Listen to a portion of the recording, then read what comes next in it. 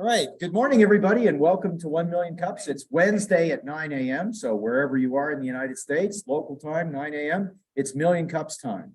So you can point your phone at the QR code or at the sheet that's lying around here and check in. If you check in 3 times, you get a pen, 3 separate occasions. If you come 6 times, you'll get a notebook, right? So go ahead and play our game and win those coveted prizes. This is our mission. We're here to lower the barrier of entry for entrepreneurs to resources, to education and connection to other entrepreneurs. Because entrepreneurship is a difficult journey. You have a great idea, you have a dream, you start out, but you probably don't have everything you need and you don't even know what you don't know. So we're here to make that easier by providing solutions. So how do we do that? There's a consistent program that comes to us from the Kauffman Foundation, and they train the organizers and they train us how to coach the presenters so that wherever you go across the country to Million Cups, you'll find a familiar setting. There are no strangers, just friends you haven't met. The presentations will be very familiar to you and the questions and discussion will be also similar. Of course, the local community here is different from other local communities. We have our own peculiar strengths and weaknesses that we try to take advantage of in our program. All right, we are the only chapter in New Mexico. There are a bunch of chapters scattered throughout the Southwest. I've been to a couple of these physically. I encourage you people to go do that if you're on the road and it's Wednesday morning and you're free at 9. See if there's Million Cups near you. If you're an early riser, you could go in on the East Coast to a Million Cups, which is at 7 in the morning your time. Be done, have breakfast, and come here. So there's plenty of Million Cups action to be had. So what are our key pillars? These are presentations, they're not pitches. So pitches, of which I've done many, your company is sparkling and flawless and is set to displace the titans of industry. We know that the situation is different on the inside of your company, and we accept that. So when we present here, we talk about our challenges, we expose our vulnerabilities, and we ask for help for the community. So that's not a pitch, that's a presentation. We want real connections, not networking. And that's not just words here. So let me airbrush this a little bit. Our company recently went through the appointment of some new people to our board, and we initiated a CEO search. All of that was facilitated by connections I've made at 1 Million Cups. We're currently interviewing an excellent CEO candidate, and I think 1 Million Cups is in part responsible for that. So thanks to all of you. So we're run for the community, by the community. You should be getting something out of this. I mean, you keep coming back. It's not just the coffee, right? You're learning how people run their businesses and you're helping out other people who know a little bit less about something than you do. And we're radically and intentionally inclusive. We want all kinds of businesses, from mom and pop toy shops, which we've had, to and whiteboard companies that have gotten funding, which we've had, all the way up to tentpole companies that don't have that much to learn from us, but want us to learn from them. So everybody's welcome here, all kinds of people, all kinds of business. That means you should be polite. You should be accepting. The mission is education, right? You know stuff people don't know. Tell them. They know stuff you don't know. Learn it from them, right? So that's what we're here for. And if you strongly disagree with something you've heard here, it might be a good opportunity to keep that to yourself, right? And it's easy to apply to present. You just talk to one of the organizers or go through the cumbersome online application process with a helper. And if you have a for-profit business, you're eligible. What's a for-profit business? You sell goods or services to customers who pay more than it costs you to make those things. Okay, that's for profit. Your family members don't count. So if you sold something to somebody, we do make an exception if you have a whiteboard company, that is, you have an idea, but you've received external funding, but you don't have a product in market yet. We'd like to hear how that's going. You could be a more mature company that's done a pivot. Usually they want companies that are 5 years or less in operation because that's when you're still stumbling. But companies change over time. If you've done a major pivot and you'd like to hear from everybody and get some help, you're welcome there as well. This is our organizing team. I'm Paul Sauter. Lisa Atkins, our host here at Fat Pipe. Eric Renz-Whitmore, increasingly online. Sonia doing the work that an AI chatbot just can't do. That's right. And Adam Sparks-Brechtel doesn't look like he's here today. And Keikoa and Oscar preserving your memories through legacy family documentaries. Thanks for coming. All right, so talk to any of these fine folks about, And these are our sponsors. Fat Pipe for 8 years has been our home away from home. Jason Collin Photography, making us look good when he's here or back in the COVID days by taking screenshots. Somebody who's under there. Oh, that's, see, she's not sitting here, so I don't remember. More Than Organized, Mary Martisi Pino, organizing your stuff, your thoughts, and providing creamer. Novantum Custom Software Development, providing good software and carbs in the morning. Foundation for Sustainable Living, free coffee, not from Colombia, and Imbibe Solutions when they're here, tea and fruit. Help you take the demon bean. All right, thanks for joining, and I'll hand it back to you. Oh, thank you, boss. Oh, handing it to you. Kill those AI chatbots. All right, so, yes, so I got a chance to coach Rosemarie, and she is an amazing artist. And I think one thing to think about while she's presenting this morning is how can a world-class artist survive in Albuquerque? And I want you guys to think about that while she's presenting this morning. So I have led a long and wild and crazy life. I was born and raised in Johannesburg, South Africa. So this is a painting by my father, Prins. He was an artist and he was also an entrepreneur. He ran an advertising agency. And I thought, because I had creative talent, that I should follow in his footsteps and work in advertising. So after I graduated from school with credentials as a graphic artist, I went into advertising.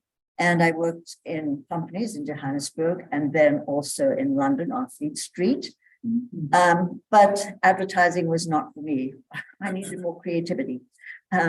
So when I returned to South Africa after working on Fleet Street in London, I opened my own boutique, and that, believe it or not, is me. And that's inside my boutique called Roses.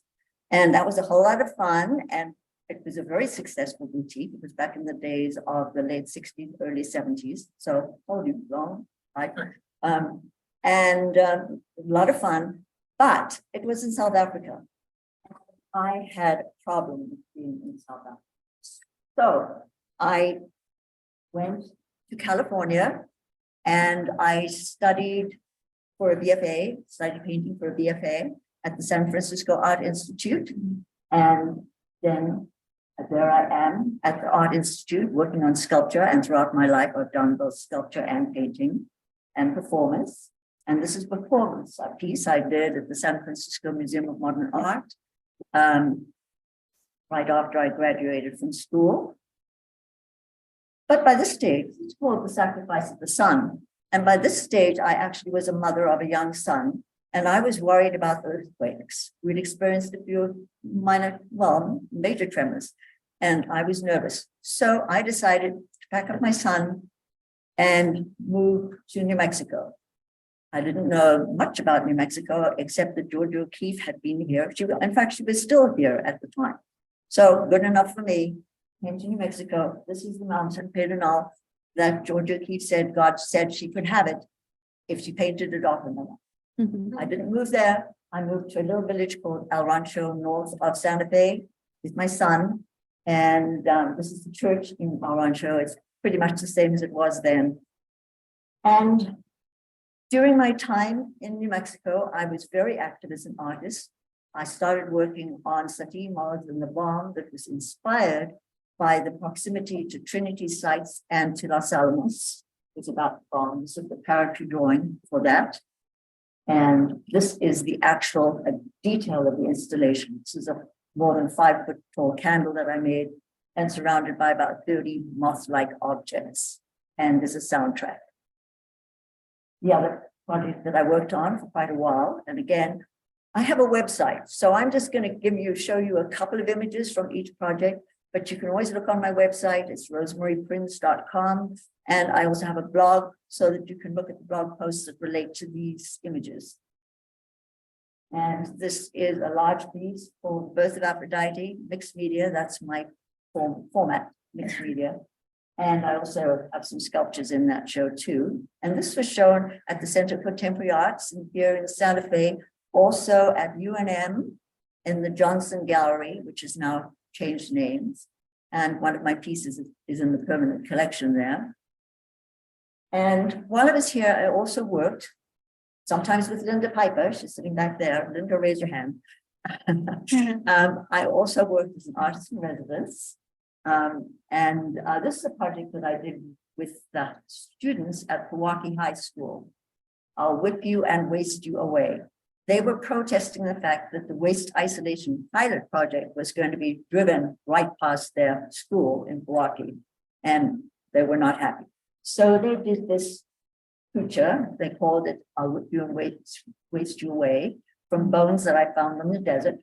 And it was entered into a competition on Route 66, and in competition with professional artists, they won honorable mention. We did another project. This is a project Linda and I did together at Youth Diagnostic and Development Center here in Albuquerque.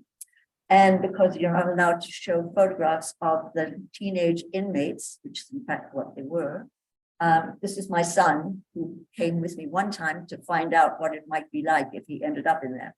And this is a poster that he made. He was into more like graffiti. And that was the title of our project, Hidden Images. And then I was having a hard time actually raising a child as a single mother. His father was Czechoslovakian, by the way. That's where the wild and crazy bit came in earlier. But I was having a hard time as a single mother, so went back to San Francisco and worked on a PhD. I already had a master's degree.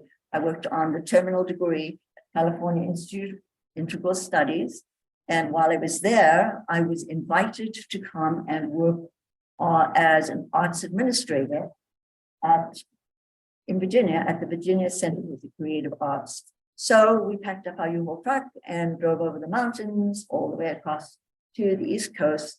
And this is the Virginia Center for the Creative Arts. That white door there is where I had my studio. I worked there part-time as an arts administrator and also completed my PhD there long distance and had a studio where I could work. So it was pretty cool. Some friends, when I was there, invited me to come to Florida. And I said, okay, I'll come for 2 weeks, but no more. I ended up staying for 22 years. And I bought a house, and the house had a garage. So I got a grant to convert the garage into a studio. And this is my studio. I held workshops and private lessons and also made my art there. And I was really supported by that community. It is a wonderful community. So I also taught with at-risk teens. And that was an afternoon program and also a vacation program. Summer vacations, we work every day with kids at various rec centers. It was hard work. And I also wrote in my Ringling College of Art and Design students to do this. And I worked bedside with patients at 2 hospitals, Soul Children's Hospital, where we did a project with parents and the siblings of the bedridden kids.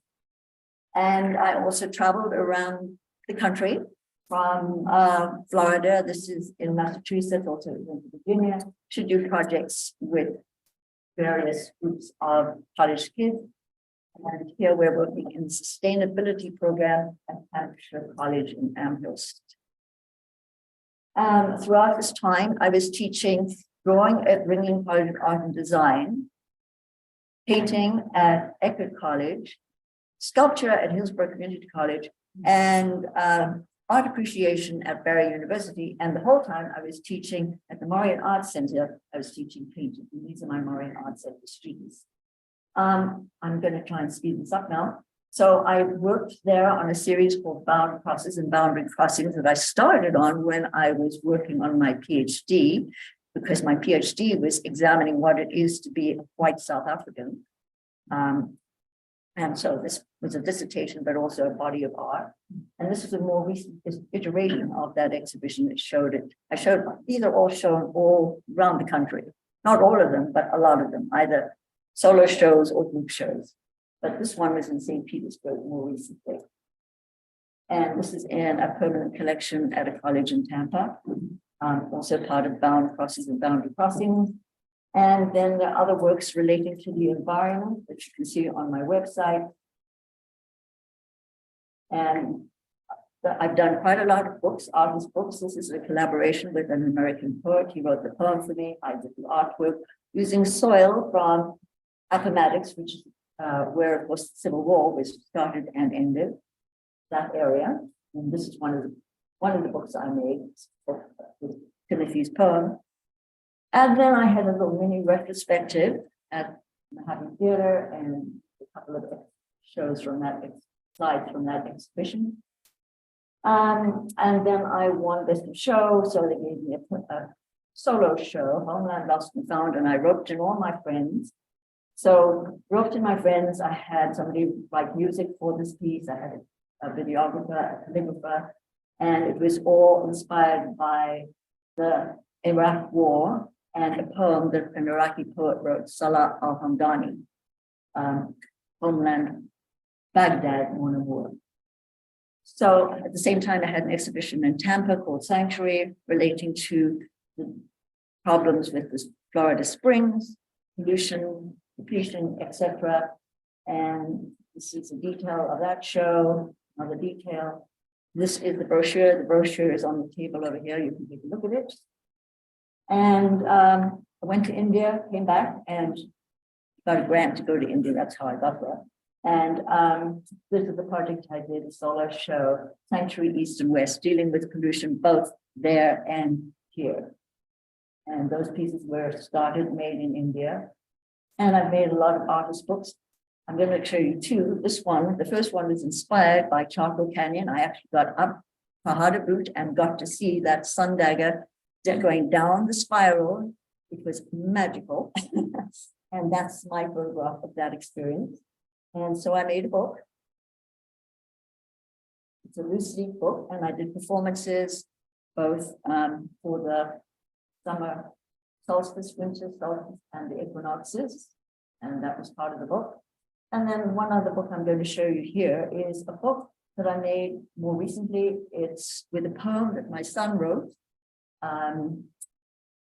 And so you'll see in the next slide that my son, Yarrow Meyer, was born in 1975, and he passed away suddenly in 2016.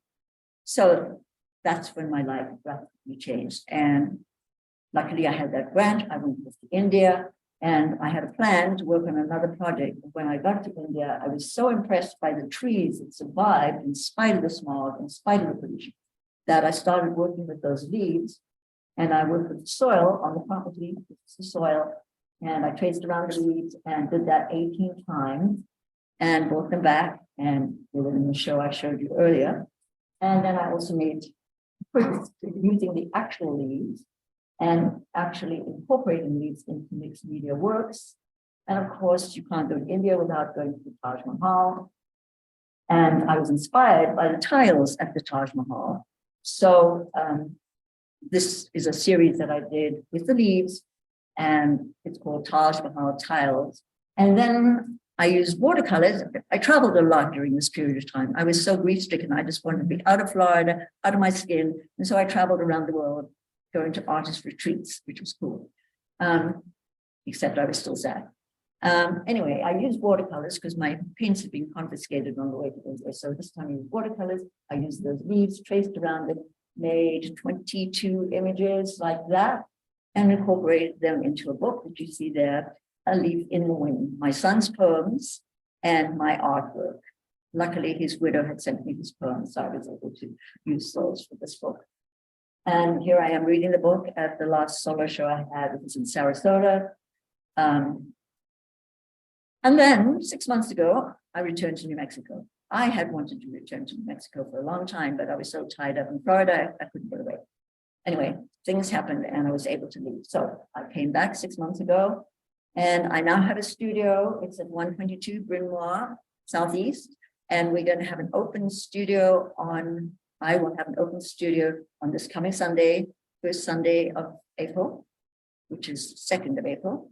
And you'll see a sign outside if you come that says Forage Studios. So hope to see you there.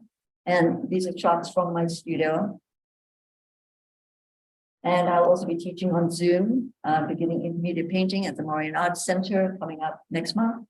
I'm also going to be teaching cold wax painting and mixed media at Harwood Arts Center coming up next month in conjunction with Earth Day weekend. So Saturday and Sunday, 22nd and 23rd. And I'm having a solo show in May, for the month of May, at Little Bird de Papel on Mountain. And this will be of my artist books. So I've shown you a couple, but there's many more to see. And in December, I have been accepted for a residency in Guadalajara. And it's going to be the month of December. And this is going to be working on the issue of missing and murdered Indigenous women. So that's everything that's planned for me right now. So that's the end of my presentation. Sorry, I went over, and it's a new beginning for me. So I'm here to say, okay, I've done a lot in my life, but now I'm starting afresh, and I need all the help and guidance so that I can get connected to this community the way I was connected and supported by the Tampa Bay community. Your slideshow was beautiful.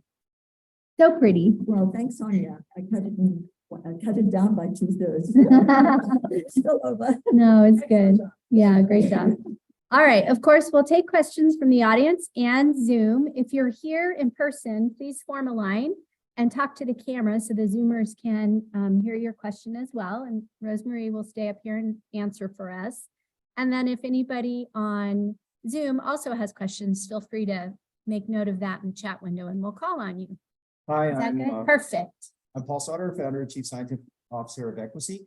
So I just want to burn 2 dates into everybody's mind. So Sunday, April 2nd is your studio on 122 Bryn Mawr. Thank you. Yes. And then on Southeast. May 5th, you're on Mountain at that paper art place, right? Little Bird de Papel. Yes, and that's on First Friday Art Walk. Yes, actually, it Okay, is. great. That's right. Thank you. So that's what I wanted to burn in. And can you tell us, like, week by week, how things unfolded when you showed up in Florida? Because you're trying to replicate that here and connecting to the community. Oh, what a good question. Wait, but okay, I'll make it brief. So everything went wrong when I arrived in Florida. Everything went wrong. Boy, I can't remember which went first, but my car was hit overnight by a hit and run driver when I was staying with my friends. And I came out in the morning, it was in pieces over the road. So couldn't go anywhere, no car, right? Have to wait for insurance, all that. Meanwhile, there was a horrible storm, of course happens in Florida, and the roof caved in on top of all my possessions. Wow. And so I couldn't stay in that place anymore with the roof caving in. It was my friend's little guest cottage. So I had to find a place to live. So I found a place to live, a tiny little place. And then my son told me that he was coming to join me in Florida. So then I had to find a bigger place. And eventually one thing led to another, and I was being offered jobs, I was being offered shows. I got a studio at Salt Creek Artworks, which no longer exists. And finally I bought a house. And when you own a house, you're tired. So that's it. All right, well, I hope things That wasn't unfold exciting. like that for you here without the disaster. So far, touch wood, yes, things have worked out really well for me. So Great, thank you. yeah, thank you. And I have to add that I have to thank Linda Piper over there, who's going to introduce herself. And Jason Cullen, because they're the only 2 people I knew when I moved here. And for various reasons, I did not move back to the Santa Fe area. I wanted to move to Albuquerque. So thanks, guys. Thank you. Come on up. Hi, This beautiful woman. thank you. Eleni with Hope Transitions. I am thrilled by your presentation. I love art, whether it's music or paintings, like I see Albuquerque, and the art that I see is just breathtaking. So I want to ask you how me as a senior transition specialist can support you and help you in your business endeavor. Aha. Well, I'm glad that you love art, and I'm hoping I can persuade you to come to my open studio on this coming Sunday, and we can sit down and talk. Have a nice comfortable sofa, and I can give you some tea. Could we do that? Sure, I love to connect and like how, I wanted to ask you this other question. You say you hope Albuquerque embraces you as you felt embraced in your past and the story that you share. Tell me some of the things that you noticed from them that we can adopt and do it with you. Oh, excellent question. Well, you know, it's a very different situation there. The Tampa Bay area is huge. I mean, you know, there's Tampa, there's St. Petersburg, there's Clearwater, there's Sarasota. So, you know, and I was younger then, so I had more energy. So I am not expecting, you know, I'm fantasizing, but literally I'm not expecting that from this area. I'm at an age where I need to slow down somewhat. However, a friend of mine said that artists never retire, they only die. And he proved his point very recently, I'm afraid. So, you know, I'm not ready to retire and I never will, as long as I can keep going. So it's a long answer to your question, but what I'm saying is anything that will connect me with the art world, that will connect me with simpatico people, that'll help, you know, like for instance, come to my workshop. I'm having a workshop at Harvard Arts Center. If you're interested in making art with me, come do it. My students at the Marian Arts Center and other places thought I was a good teacher. So give that a try. And also, you know, come look at my art. And if you like anything, you can buy my book. It's $34.99. And of course, you can also buy my art, which would be wonderful. Awesome. And last question, how many clients are you planning or looking to provide your services to? Oh, as a teacher? Well, I've already started off with the Harvard. I'm very bravely agreed to teach 2 weeks of summer camp, which I haven't done in many years, but I thought I would get my foot in the door. And so I'm doing that. And then I'm also at Harvard teaching this workshop. And then, of course, I'm teaching long distance that Maureen asked me to do that on Zoom. So I'm doing that. But in terms of numbers, I don't know, because it all depends on how much time each project takes and how much preparation. But I also teach on Zoom privately. So I have a student, she's back in Tampa, but I'm happy to teach on Zoom as well as privately in my studio. Now I have a studio, it's small, but it works. And so I'm willing to teach privately as well. So well, I'm visualizing great success for you, Miss. Thank you so much for such a great presentation. Thank you. I'm going to take someone online and then we'll come to you. Sue Kolosny, you had a comment. There you go. I just wondered, is this your first showing in the Albuquerque area? And are you considering showing at other places? The Little Bird Papel was just a kind of an accident, was my very first art walk. Shall I face this way or that way? You can look in the camera and talk to Sue. It was my very first art walk and the very first gallery I walked into. And the owner of the gallery pulled me aside and asked me if I wanted to solo show of my artist books. So of course, this is months ago. And I said, yes. And then tragically, that same gallerist passed away recently. So I thought, oh, well, you know, that's really sad. And of course, I won't have the solo show, but her husband has decided to keep open the gallery. And so I'm going to have the show. He offered it to me for April. I said, no way, I can get ready by April, but it's going to be May.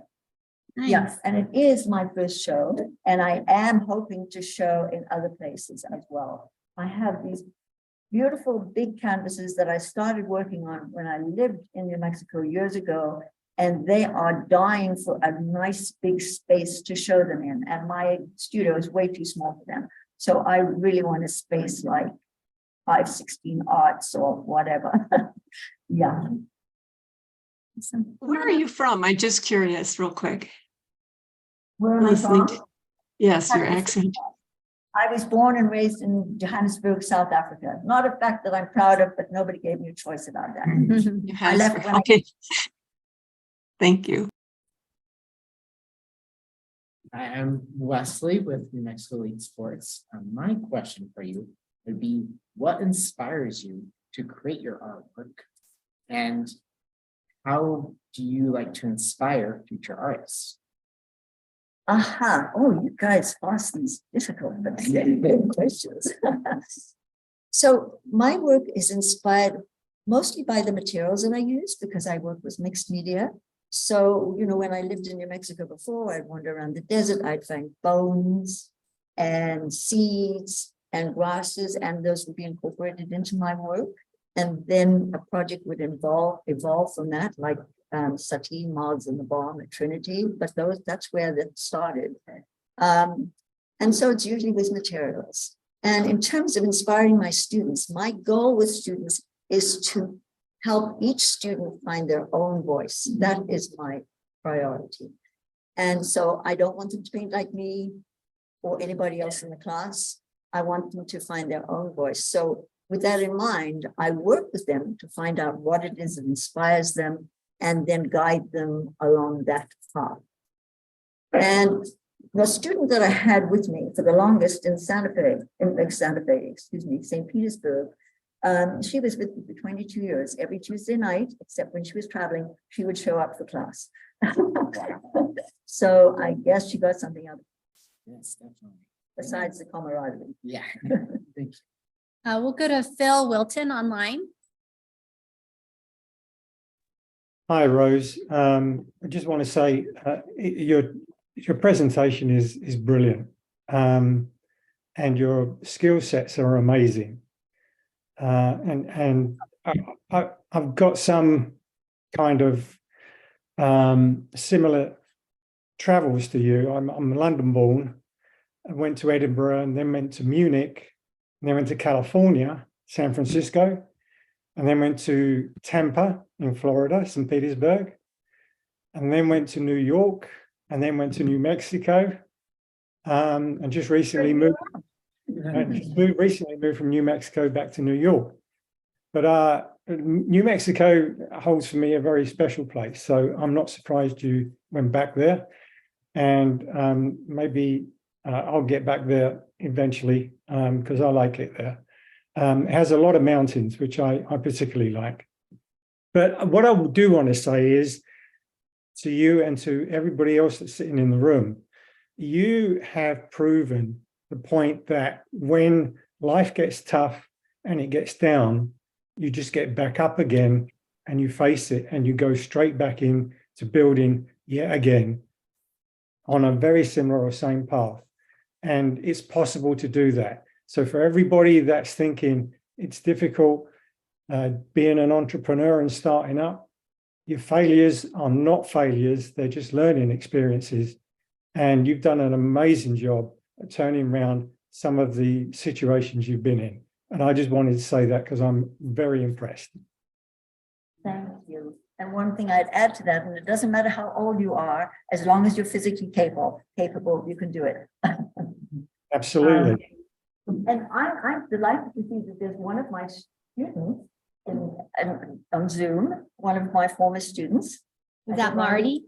And also Marty Chapman, I could tell you about the piece that she's showing there. I made that. It's made with human ashes. Wow. So I could tell you about that, but not now. Lovely. Hello. Thank you for that. I'm Danielle. I'm the owner of Conscious Crossroads End of Life Service. I'm an end of life coach. Oh, I and saw death your, doula. Yes, that's me. Oh, that's great. Yeah, Great. so I would love to get together and chat about perhaps doing a grief workshop surrounding art or some. I would love that because, you know, I worked for 9 years at the hospital bedside and I often work with terminal patients. Yeah, we definitely need to I get would together. love and to chat. do that. In fact, I feel like I'm tearing up right Same, thank you. Well, and just the meaning that you brought to your son's death and the way you were able to transform that grief into this book is beautiful. So thank you. All right, good. Well, maybe you can come this coming this Sunday. Unfortunately, I'm tied up this weekend, Take my but we will get card. together. Folks, my card is on the table. It's right at the end here. And take my card. I haven't had time to print a new one, but it's got all my current information on it. And thank you. I'd love it. Great. I'm cheering up for a different reason. Vicky Boland was actually a friend of mine. That's a little very different tone. She was a lovely person. Yes, And and she was a great she's young. supporter of local art and everything, yeah. But my question to you is, have you connected with ABQ Art Walk? One of the representatives from ABQ Art Walk was here one time, I think, when I first came here. Am I right? I think so. And so we connected, but since then I've been so busy finding a studio, moving into my studio, that I haven't. And thank you for the reminder. I need to do that. Yeah, because they do the Friday night, first Friday art walk, right? And they encourage people, we have a map and they encourage people to go out and see, and I think that would be a great. That's where I connection. met Vicky the first time. Awesome, Yeah. yeah, cool. All right. Is there any more questions in the audience or online? No? Anybody else? Oh, hold on. This Yeah, is one my more. mom. This is Nina. I belong to two co-op galleries here in Albuquerque, and we have a salon that artists can rent monthly. So just, if you go online here, the Gallery ABQ, Okay. there is a website there and you can get more information. Great. Mom, introduce yourself to the audience. Oh, I'm Nina Adkins. I'm Lisa's mom. And what do you do? I'm an artist. And I'm in two galleries, Yucca Gallery in Old Town and Gallery ABQ in Hoffmantown Shopping Center. Thank you. So, and the first Friday is Albuquerque Arts Business Association. It's ABBA. AABA. Just so you know. Thank you. Cool. All right, well, I have two more questions for you. Number one is red or green?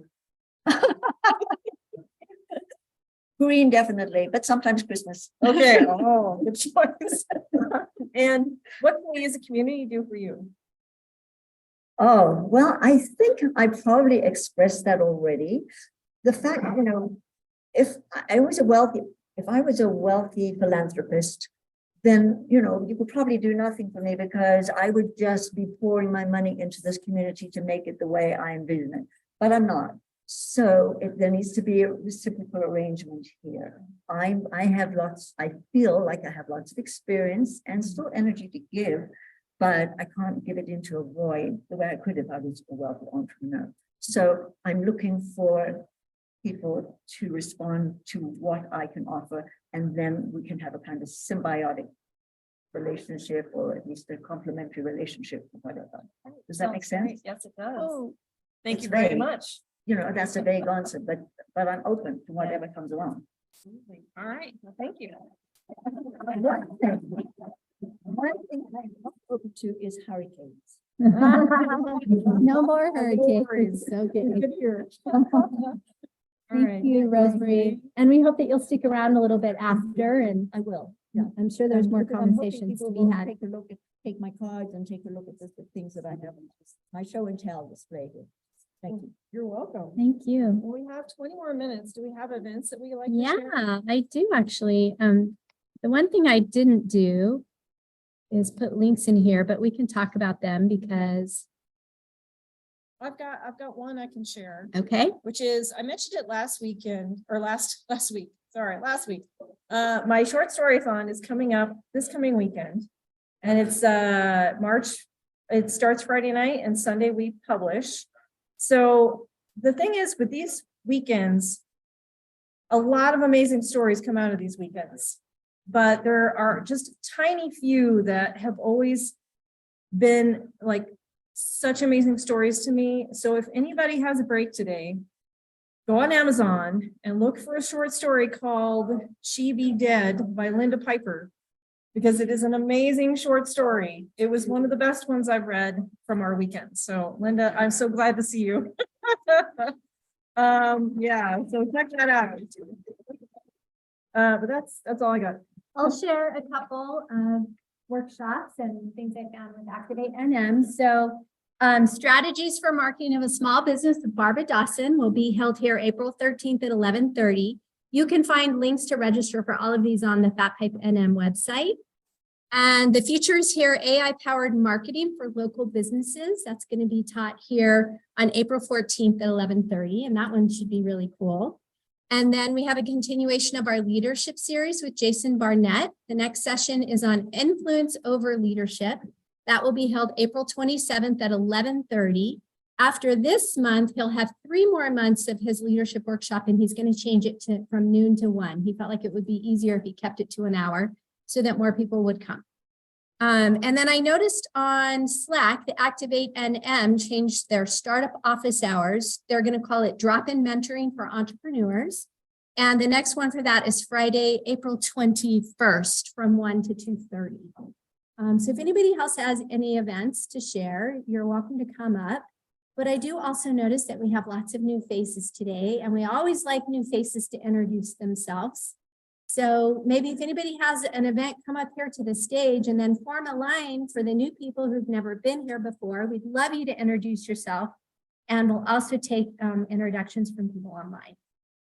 Come on, you guys. I know, so I see some new faces. Huh.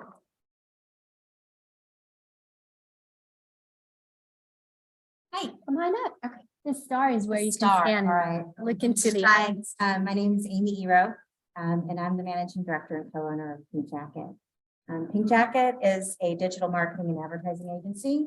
I recently moved here from Dallas, and my husband and I are in love with New Mexico. So we help you take your brand from IRL in real life and take it URL online. So we build brands, we build websites, we build social media, email marketing, programmatic advertising, pretty much anytime you want to take your brand to the World Wide Web, we're the person that helps it. So try on the Pink Jacket. Nice. I love your tagline. Good morning. I'm Julie Morell with Urban Mama 505 Kombucha, and I am a local kombucha brewer. I have a production space and am opening a kombuchery on US Route 66, right at Central and 10. So happy to be here. Thank you so much. Thank you so much for the invitation. I'm happy to be here. Thank you. All right.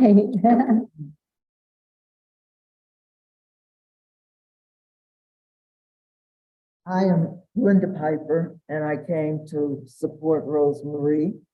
I've been working with her for 35 years. We've been in contact. Yes, we've been doing projects all over New Mexico. We did, but so that's why I'm here today. And I'm going to tell you about an event that is happening on Friday at 5:30 at West, which is just down the street. I hope you all know what West is. And it is a panel discussion with Black entrepreneurs. And so it's at 5:30 and people are welcome to come. It's open, and we're going to talk about how each one of us have survived in this world. Okay, thank you.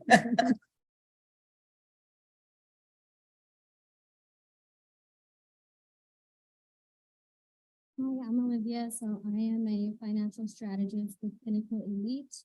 So I actually specialize in index universal life, long-term care, college plans, all the way down to a willed and living trust. You know, I would like to say I'm the Amazon of the finance industry just because I'm not limited. So I definitely help, you know, families, businesses expand. You know, to be honest, when COVID hit, a lot of businesses were closed. A lot of people lost their jobs. So I help make sure that you have something to fall back on. We actually do have a free webinar tomorrow at 5:30.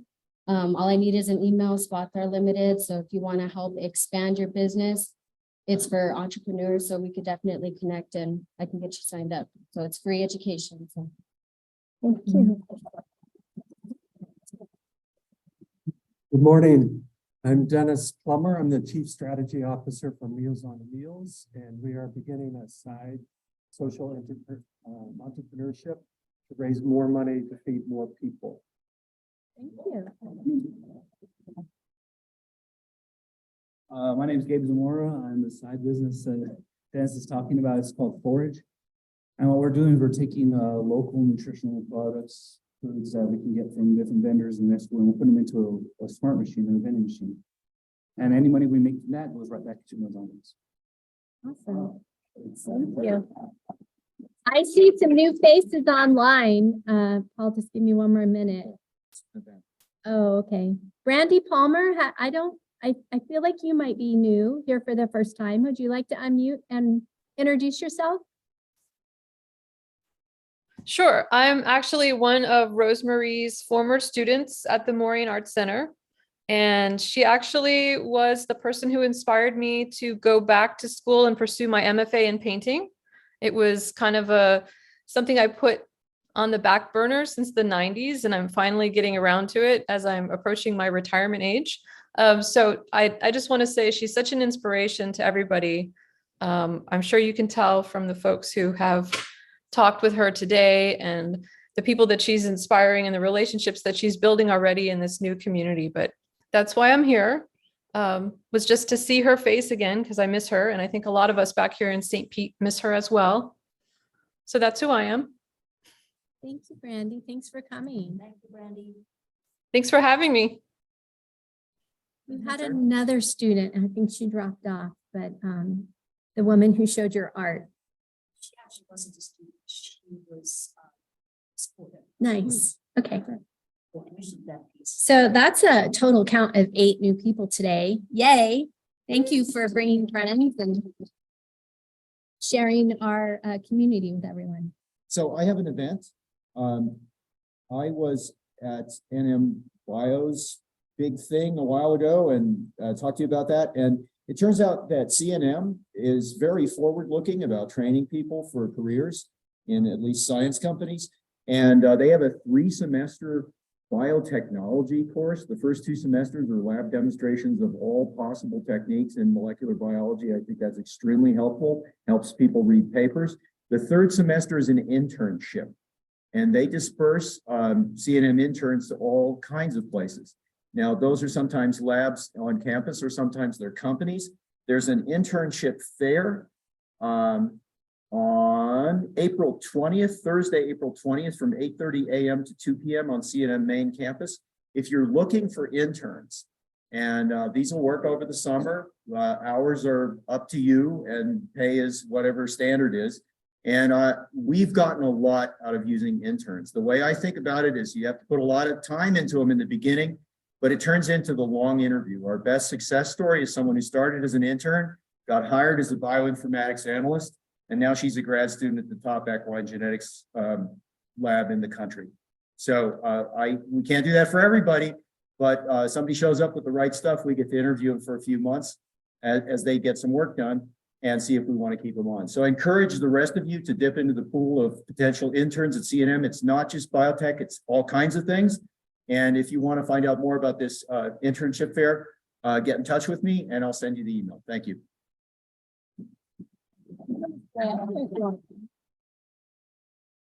Close this out? Yeah, let's do it. All right. Well, that's how you make community connections. So go ahead, work the room, talk to some people you haven't met, learn some things you don't know, or explain things to people that you do know that they don't know. And see you next week. Have a great week lifting up entrepreneurship in New Mexico. Hi, everybody. Thank you.